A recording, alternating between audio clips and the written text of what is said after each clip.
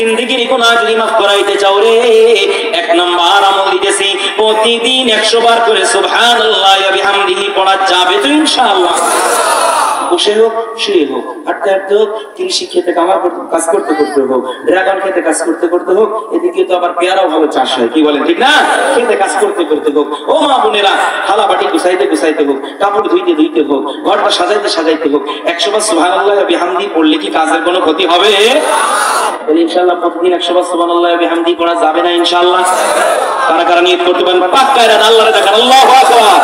আল্লাহ তাআলা কবুল করুক, বলেন আমিন। আমি মুসাফির, আমার দিল বলতেছে আজকের মাহফিল আল্লাহর দরবারে কবুল হয়ে যাবে ইনশাআল্লাহ।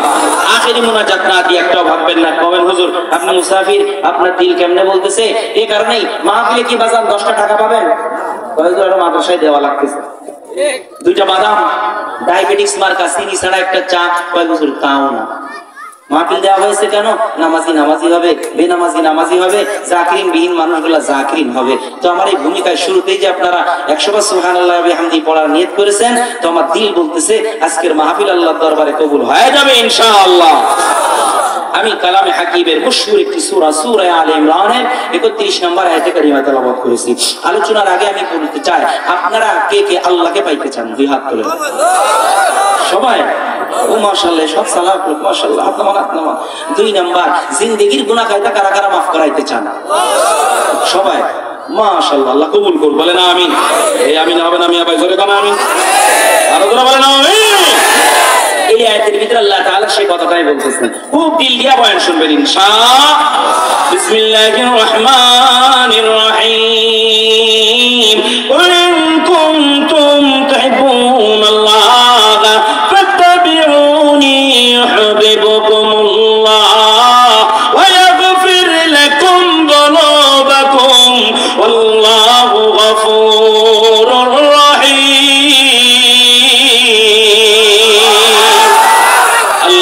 বলেন, কুল বন্ধু আমার আপনি জানেন, ইন কুনতুম তুহিব্বুনাল্লাহ, নিশ্চয় আমার বান্দারা যদি আমি আল্লাহর ভালোবাসা অর্জন করতে চাই। কার ভালোবাসা? আরো জোরে বলেন কার? তাবিউনি, তাহলে উম্মতদেরকে জানায় দেন, তাহলে তারা যেন আপনি হাবিবুল্লাহকে ইত্তেবা করে, আপনি হাবিবুল্লাহকে অনুসরণ আর অনুকরণ করে। বিজ্ঞ মুফাসসিরিন ইকরাম এর লম্বা ব্যাখ্যা করেন, করিয়া সর্বশেষ যে মুখতাসার একটা লাইন লিখিয়ে দেয়, আল্লাহ তাআলা বলতে চাই, এই আমার বান্দারা, আমি আল্লাহর ভালোবাসা যদি অর্জন করতে চাও, তাহলে আমার হাবিবুল্লাহকে ইত্তেবা করা লাগবে। কাকে ইত্তেবা করতে হবে? আল্লাহর নবীকে। কাকে পাইতে হলে? জোরে বলেন কাকে? এখানে লম্বা ব্যাখ্যা মুফাসসিরিন কান করেছেন, লম্বা কথা বলার সময় নেই। ফাত্তাবিউনি, ইত্তেবা করা লাগবে, অনুসরণ আর অনুকরণ করা লাগবে মুহাম্মদুর রাসূলুল্লাহ সাল্লাল্লাহু আলাইহি ওয়াসাল্লামকে। এই যুবক মুরব্বি বাচ্চারা, পর্দার আলের মা বোনেরা, দিল্লি শোনো রে, ইত্তেবার ব্যাখ্যাটা করিয়ে যাব তাফসীর ইবনে কুরতুবির মধ্য থেকে। আমরা বাঙালি মানুষ, উনি আগে যে ব্যাখ্যা করেছেন, এর আগে আমরা বাঙালি মানুষ তো আগে গরুর বাছুর দিয়ে উদাহরণ দিই, কারণ কৃষকের ঘরে ঘরে গরু আছে। আরে কথা কয় না কেন? ঠিক, গরুর বাছুর হয় না 1-2 মাস যখন বয়স হয়, গরুর বাছুরের বৈশিষ্ট্য কি? মা যখন দৌড়ায়, বাছুরটাও মায়ের পিছনে পিছনে দৌড়ায়। মা যখন খাবার খায়, বাছুরটাও মায়ের সাথে খাবার খায়। মাকে রশি দিয়া মাঠে বেঁধে রেখে আসলেন, বাছুরটা বাধা লাগে না, মায়ের পাশাপাশি থাকে।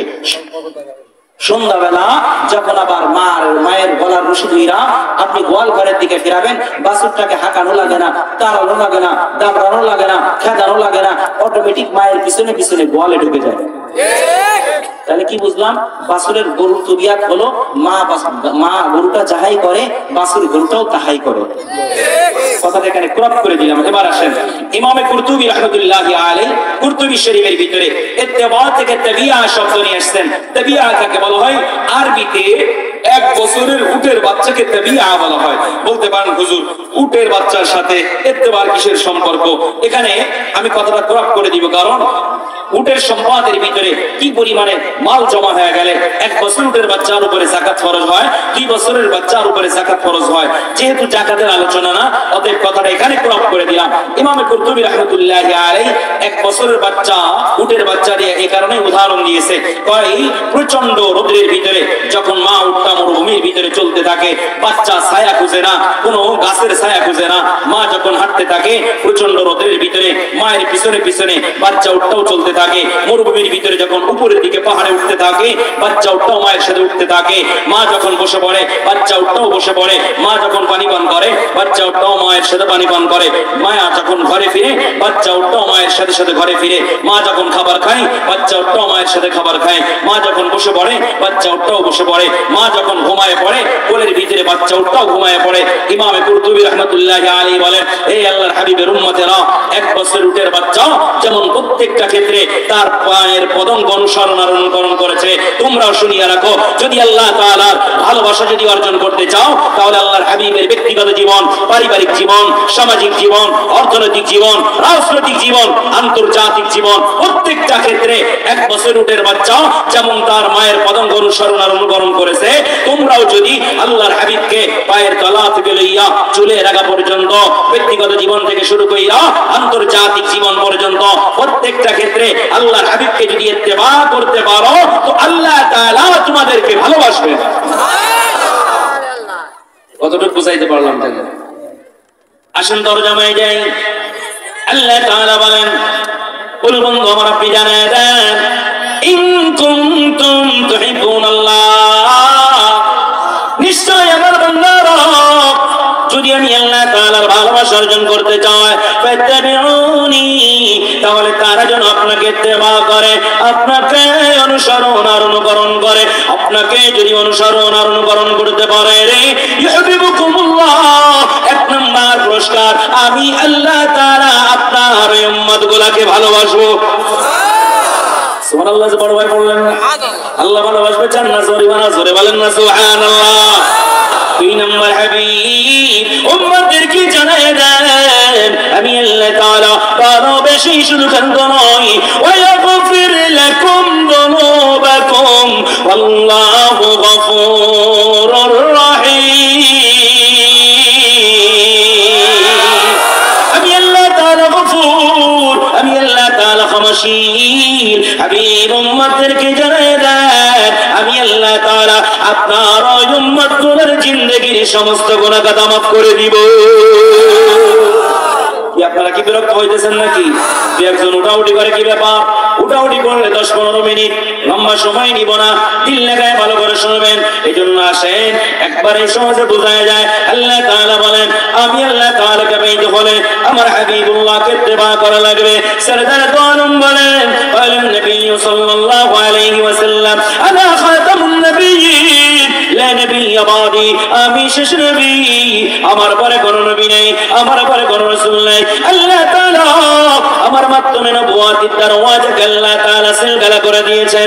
মা কানা মুহাম্মাদুন আবা আহাদিন মিন রিজালিকুম ওয়ালাকিন রাসূলুল্লাহ ওয়া খাতামুন নবিয়্যিন। আল্লাহ তাআলা নিজেই ঘোষণা করেন, আমার হাবিবুল্লাহ খাতামুন নবিয়্যিন, শেষ নবী।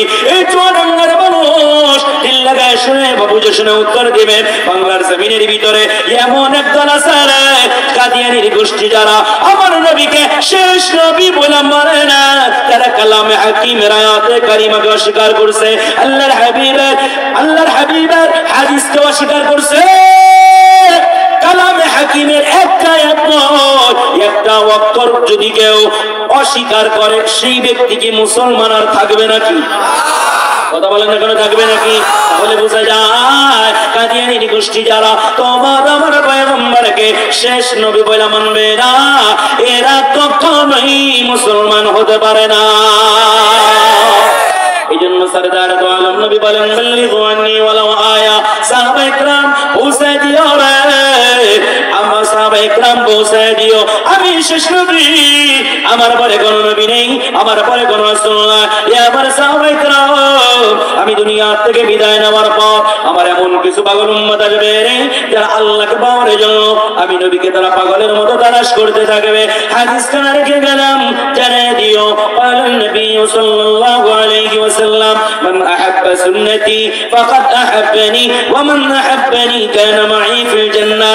সরদার দো আলম নবী বলেন, মান আহাব্বা সুন্নতি, আমি পয়গম্বরের সুন্নাতকে যে ভালোবাসলো, ফাকাদ আহাব্বানি, কেমন মানুষ আমি পয়গম্বরকে ভালোবাসলো, ওয়া মান আহাব্বানি, আর আমি পয়গম্বরকে যে ভালোবাসলো রে, কানা মাই ফিল জান্নাহ, আমার উম্মত ময়দানে মাহশারে আমি পয়গম্বরের সাথে মালিকের জান্নাতে চলে যাবে। আপনারা সবাই কি আল্লাহর নবীর সাথে জান্নাতে যাইতে চান? কারা কারা চান? দেখি আল্লাহু আকবার। আল্লাহ তাআলা কবুল করুক, বলেন আমিন। আমিন হয় না, আরো জোরে বলেন আমিন। এই যুবক মুরব্বী বাচ্চারা, পর্দার আলেরা, মা বোনেরা, এই জন্য সরদার গরম বলেন, এই আমার উম্মতের রে, কিয়ামতের আগে এমন একটা যুগ আসবে, এমন একটা সময় আসবে রে, যেই যুগে যেই জামানায় আমি পয়গম্বরের এমন একটা সুন্নাত মুর্দা হয়ে গেছে, কেউ আমল করে না। সরদার গরম বলেন, এই আমার উম্মতের রে, একটা মুর্দা সুন্নাতকে যদি কেউ আমল করতে পারে, চিন্তা করতে পারে, আল্লাহ তাআলা তার আমল নামায় 100 গলা কাটা শহীদের সওয়াব দান করবে। এই জন্য সরদার দোয়ার অন্য হাদিসের ভিতরে বলেন, এ আমার সাহাবায়ে কেরাম জানায় দিও, কি শোনায় না, এ আমার সাহাবায়ে কেরাম জানায় দিও তোমরা, বল্লিগু আন্নি ওয়ালাউ আয়া, কিয়ামতের আগে এমন একটা যুগ আসবে, এমন একটা সময় আসবে রে, যেই যুগে যেই জামানায় আমি পয়গম্বরের সুন্নাত বিলুপ্ত হওয়ার পথেও সরদার দোয়ার বলে, এ আমার উম্মতের রে, ওই জামানায় যদি কোন উম্মত সুন্নাত মোতাবেক জিন্দেগি চালায়, 2 নম্বর আল্লাহ তাআলা তার আমল নামায় 100 উট কুরবানি করার সওয়াব দান করবে। কি আপনারা কি বিরক্ত হইতেছেন নাকি?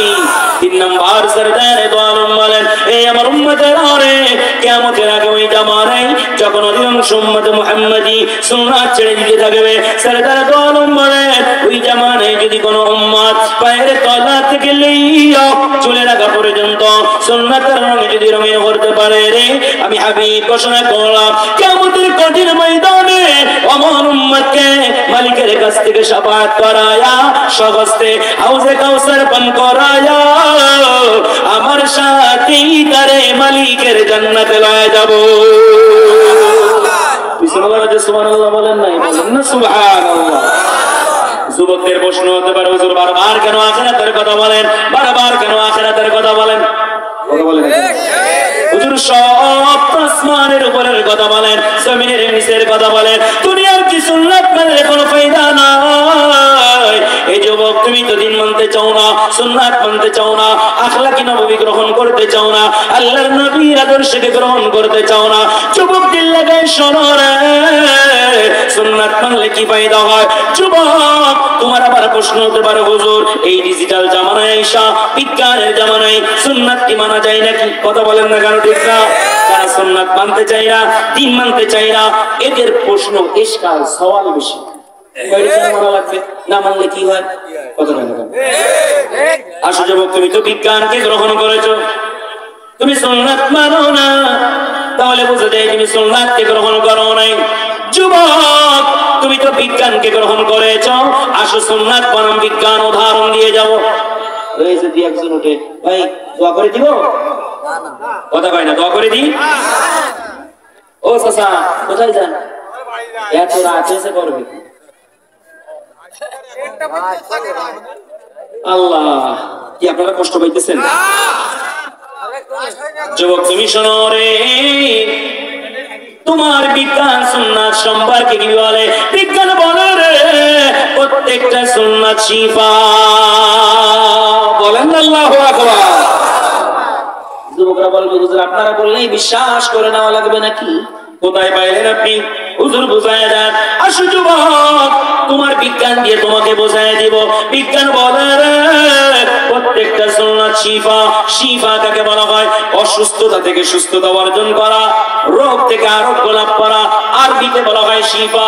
বলবেন হুজুর প্রত্যেকটা সুন্নাত শিফা কেমনে হয়? এই যুবক, খানা খাওয়ার শেষে আঙ্গুল গোলা চাইটা চাইটা খাওয়া, পেটটা পরিষ্কার আর পরিচ্ছন্ন করে খাওয়ার নাম কি? জানেন না? খান না কি আপনারা? কয়জন খান? অধিকাংশ খায় না। এরপরে আমরা সফরে পথে কোনো সময় রেস্টুরেন্টে খাইতে গেলে যদি আঙ্গুল চাইটা খায়, পাশের থেকে জিন্সের প্যান্ট পরা টাই পরাওয়ালা বলে এমন তাকায় তাকায়, এমন ভাবে তাকায় থাকে, বোঝাতে বলতেই চায় হুজুরা জীবনে মনে হয় খাওন কোনোদিন সুখী দেখে নাই, আজকে রেস্টুরেন্টে আইছে জম্মের খা খাইতেছে। কিন্তু আমরা হুজুর এই মাহফিলের বাচ্চায় মাশাআল্লাহ যা খাওয়াই তোমার 14 গোষ্ঠীটা সুখী দেখে নাই। কত বের করে দেখছে? কয়জন মানুষ এখানে হরিণের গোশত খাইছেন আল্লাহ আমারে কয়েকবার খাওয়াইছে, বলা তো ঠিক না। আসেন উদাহরণ দিতে যাব না। বিজ্ঞান বলে প্রত্যেকটা সুন্নাত শিফা কেমনে। একজন ইহুদি গবেষক দেখে একজন মুসলমান খাবার খাই, তো ভালো করে ধ্যান দিয়া দেখতেছে দেখি না মুসলমান কেমনে খাবার খায়। দেখো রে খাবারে যখন প্লেটের শেষ হয়ে গেছে, শেষে যায় দেখে রে মুসলমান আঙ্গুল গোলা চাইটা চাইটা খায়, প্লেটটা পরিষ্কার আর পরিচ্ছন্ন করে খায়। মুখ দেখলে বুঝে যায় খাবার খায় যে না মজা পাইছে রে, কেমন যেন আঙ্গুল গোলা চাইটা তার থেকে বেশি মজা পাইতেছে। কি পাওয়া যায়নি? ইহুদি গবেষক জানে মুসলমান কোন পিতা কাজ করতে পারে না। কিন্তু বর্তমান জামানায় যত মিথ্যা কথা, সিটারি বাটপারি গীবত শিকায়ত পরনিন্দা পরের আইল খেলা, ওপরে কিভাবে ঠকানো যায়, কিভাবে শেষ করে দেওয়া যায়, এটা হলো মুসলমানের কাম। কি বলেন ঠিক না? একজন মুসলমান যেভাবে মিথ্যা কথা আর চিটারি বাটপারি করে, একজন হিন্দু মানুষ ওই পরিমাণ ধোঁকাবাজে চিটারি বাটপারি করে না। এই মুসলমান বলতে শরম লাগে না, লজ্জা লাগে না? এটা তো আমাদের আখলাক না, মিথ্যা কথা বলার আখলাক আমাদের নবী জীবনে মা কাযাবাল ফুআদু মা রাআ, আমার পয়গম্বর জীবনে কোনোদিন মিথ্যা বলেন নাই, মিথ্যা বলার কোনো চিন্তাও করেন নাই। এমন নবীর উম্মত হইয়া আমরা যে এত পরিমাণে মিথ্যা কথা বলি, বিবেকে একবার নাড়া দেয় না যে আমার নবী তো আল্লাহ আমিন ছিলেন, জীবনে কোনোদিন মিথ্যা বলে নাই, আমি কিভাবে তার উম্মত হইয়া এত বারবার মিথ্যা কথা বলি? আকল নাই, মুসলমানের হুঁশ হারায় গেছে। কি কথা বলেন না, কারণ দেখি ইহুদি গবেষক জানে মুসলমান কোন বৃথা কাজ করতে পারে না। বাড়িতে চলে গেল, ল্যাবের ভিতরে চলে গেল। এর আগে আরেকটা উদাহরণ দিলে ভালো বুঝবেন। এই যুবক ভাই, ইহুদি গবেষক চলে গেল বাড়ির ভিতরে, তার ল্যাবের ভিতরে চলে গেল। মুসলমান যেমনে যেমনে খাবার খাইছে, তিনিও তেমনে তেমনে খাবার খাইলেন। খাবার খাওয়ার পর শেষে যায় যেমনে মুসলমান আঙ্গুল চাটে, উনিও ওইভাবে আঙ্গুল চাটতেছে, দেখতেছে খাবারের চাইতে আঙ্গুল চাটলে বেশি মজা পাওয়া যাইতেছে।